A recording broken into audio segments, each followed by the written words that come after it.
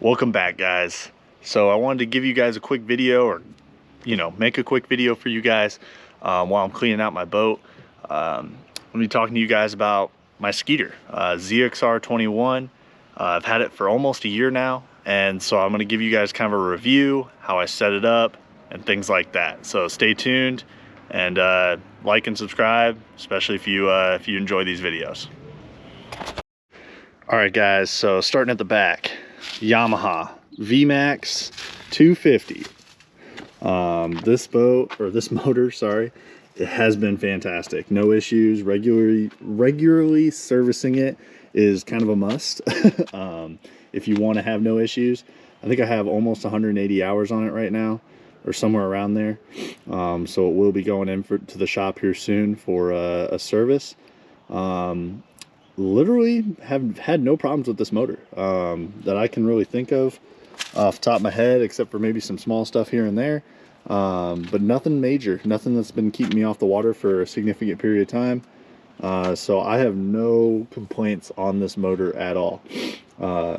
They're pretty well known for being great motors and long-lasting motors, so that's definitely been a solid just powerhouse for this boat. So we're basically gonna be working here from the back to the front. What I got here in the back, you guys take a look there. 3 trolling motor batteries for the trolling motor up front. Got the Lowrance Ghost up there. These are just Deca batteries, nothing fancy, not lithiums yet. They work great. Now, don't get me wrong, I do want to get lithiums at some point, but these are working fine, and I'm going to continue to use these until they start going bad, and then I'm going to probably get lithiums. And then same for that cranking battery over there. And then I got a Minn Kota onboard battery charger 4-bank right down there. One of the small problems that I've noticed with this boat, you get some moisture collecting right down in this area right here. So not a really big issue. No matter if you're on a flat surface or whatever, it always seems to collect right there. So shop vac that out, and you shouldn't have any problems with corrosion and stuff like that back here.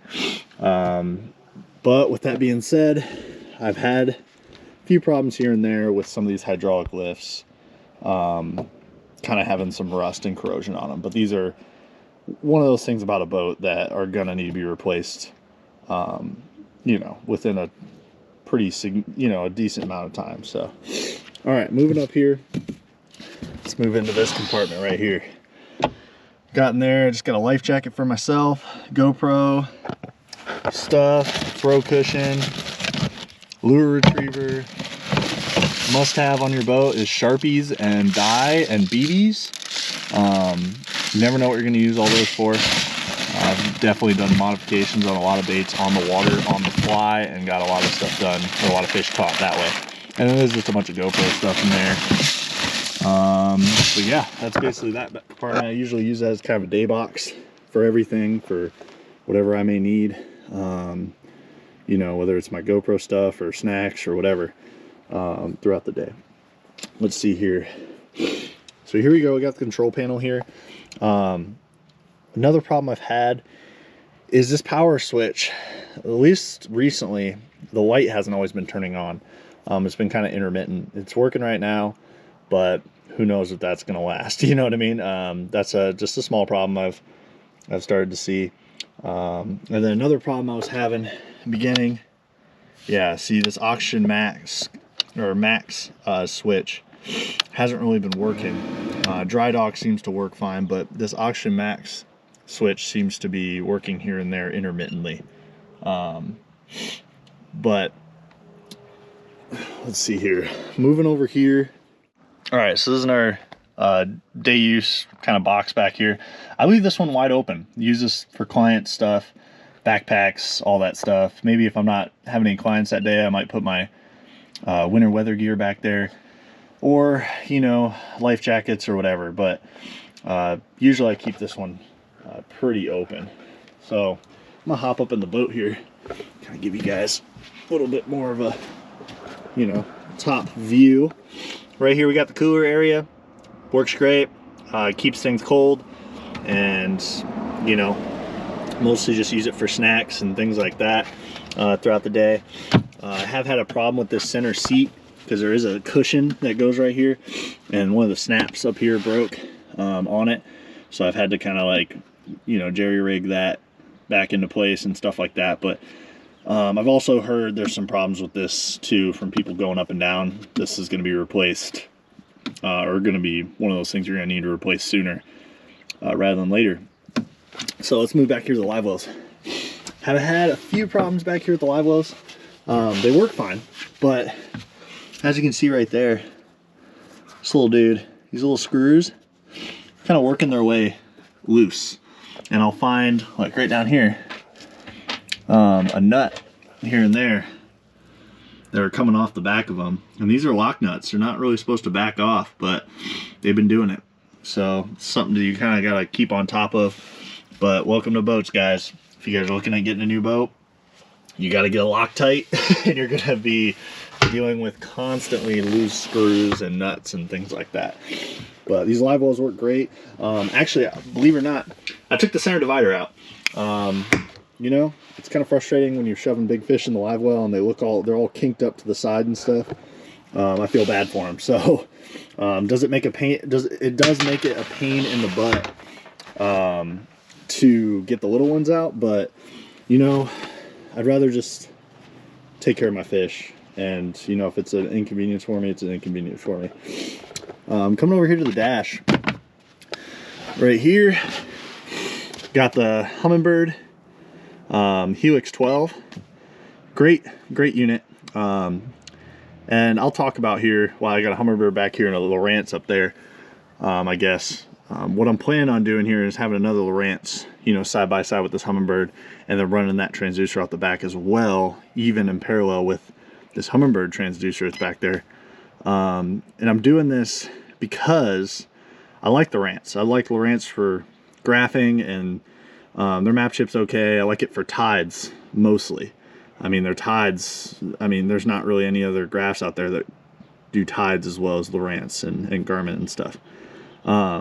So I keep the Humminbird for the Lake Master chip. If I zoom out here, maybe go over here to the Delta or whatever. Yeah, which is not a lake, but it still has pretty good contours and stuff, which is probably not good to show this because I'm at minus 32 feet for Berryessa right now, so it's not going to show much on the Delta. But the Lake Master chip is fantastic for, you know, the lakes, and so it helps me find offshore, you know, humps, rock piles, ledges, all kinds of stuff. I mean, this map is fantastic, and it's better than Navionics, even with the upgraded chip, I think, in my opinion. At least for a lot of the lakes. It does vary depending on what lakes you fish, but out here on the West Coast, Lake Master is pretty good. But like I said, I got Lowrance up there, which I'll work my way up there here at some point. You know, I got Lowrance Ghost, an active target, and all that stuff up there. So I kind of want things to be connected back here. So that's why I want to run another Lowrance right here so I could have waypoints connected. Because that's the biggest, you know, hassle, I should say, I have right now is my waypoints don't talk to each other from this to this. You know, I have to basically set 2 waypoints every time I'm marking things offshore. So, but coming down here, got the blinker trim right here, you know, gauges, they all are working fine, have had no problems. For anybody who's not familiar with Yamaha or maybe comes from Mercury background, this water pressure is not going to be very much when you're running that motor. The most I've seen it is 15 psi. I don't really ever get it in this little center area, and even at low speed and idling, you're barely going to see this needle even move. So that's something to keep in mind. Got the hot foot down there. That's more of a safety thing, guys. It's not for speed. I mean, yeah, sure, it's convenient, but you know, if you guys got to get off the gas, you know what I mean, it's faster to be able to just get off the gas with your foot rather than come down here to the throttle and, you know, do it that way. But let's keep moving here up to the front of the boat. So what I got here are some day boxes, which are nice. They're removable, just like this. I usually keep this for just miscellaneous baits. You know, it's a catch-all box. I throw all my baits I'm using throughout the day. If I take them off, I throw them in there, let them dry, and things like that, rather than the bottom of the boat and getting stuck on everything and things like that. Keep in mind, this is not this compartment right here. It has slam latches on it, which is nice, but it's not watertight. I get water in here pretty frequently, especially on the heavy rain days. This has been full of water multiple times with baits in it, so be careful of that. Clear them out, get the baits out before they rust, things like that. Same with these compartments right here. I mean, I get water in a lot of my compartments here, and it's a little bit frustrating at times. Up in these compartments, it's not significant to the point where, you know, I'm like flooding my compartments, but it's definitely noticeable. But that's kind of why I got that dry dock feature back there, to kind of get that moisture out of these compartments. And you know, rain is just something you guys got to deal with this time of year, and so definitely just a little bit more work to keep things dry. So coming over this one, another day box. Keep safety goggles or whatever for when I'm running in low light, which thank you to that client. Texas, they hooked me up with those. You know, Rapala scale. It's nice for, you know, if you're culling out fish and things like that. Also got another scale that's more for certified, you know, records and stuff. Keep measuring tapes and stuff like that in my boat for, you know, when that client catches a personal best, things like that. This is a must-have this time of year too. The Benz Mender. This one's old. I need to get a new one, but it still works fine. But you got to fizz these fish when they come from deep, otherwise, and at least if you plan on keeping them out of the water or in the live well or whatever for tournaments, you got to have because, you know, it can mean like killing your fish or getting them back safely. So, and you got to know how to do that. There's plenty of videos out there on that, so check those out. I might make one in the future too for you guys. Got this propping up this compartment right here, but this compartment I just use for like a rope, a fire extinguisher, things like that. It does have a little charging port in there, so I could run a cord out of there and charge the GoPro and stuff while I'm recording and things like that. So that's pretty nice. And then right over here I got my passenger rod butts going here, angle back, you know, to this strap, you know, to strap them down. It's pretty nice. I've seen clients use about 6 rods right here. Any more than that, it kind of gets cluttered, but you know, it's a passenger side. There's ample room on the front of the deck too. And then you got right here, I actually put these in. These are like 3M magnetic strips, you know, hold tools and stuff or baits and things like that. Put them on both sides, as you guys can see. And then you got right down here, Skeeter measuring.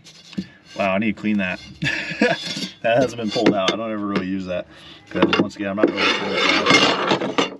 But all right, coming up here, so what we got here too is a team storage box. What that means, you know, instead of just one big compartment right here, it's 2.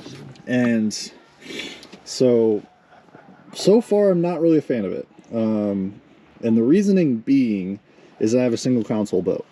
Now if I had a dual console, that'd be different, because I wouldn't be able to sit here or anything like that to get in my center compartment. The dual console would block this kind of area, right, to be able to kind of sit down and tie up.